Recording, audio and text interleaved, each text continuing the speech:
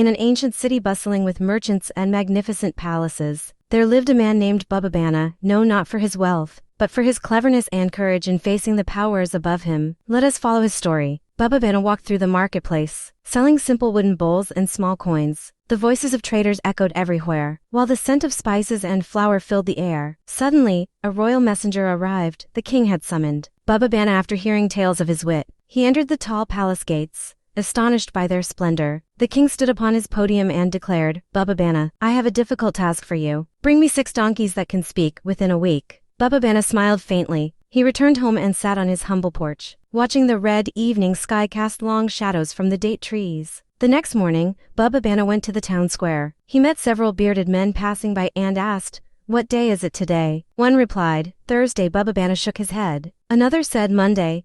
He smiled kindly and said, Come with me to my house. Thus 6 men followed Baba Bana home. He spoke gently, Tomorrow we will go to the palace. Don't be afraid, we are about to perform a miracle. At sunrise, Baba Bana and the 6 men walked confidently toward the palace gates. The king's advisors stared in confusion. The king began, Baba Bana, where are the 6 talking donkeys? Baba Bana answered, They are right here, your majesty. The 6 men stood still as the king asked them one by one, What day is it today? Not one gave the right answer. The king was shocked and shouted, You are all as foolish as donkeys. Baba Bana quickly replied, Indeed, your majesty, for only donkeys cannot answer correctly. The king burst into laughter. Baba Bana had won. He had shown that the so-called talking donkeys were simply men too ignorant to see truth. The king rewarded Baba Bana handsomely, not for bringing real donkeys, but for his cleverness in teaching justice in his own unique way. Baba Bana walked home with a light step, greeted by cheers from the marketplace. He knew that cleverness could bow to justice. At last, Baba Bana stood on a small hill outside the city,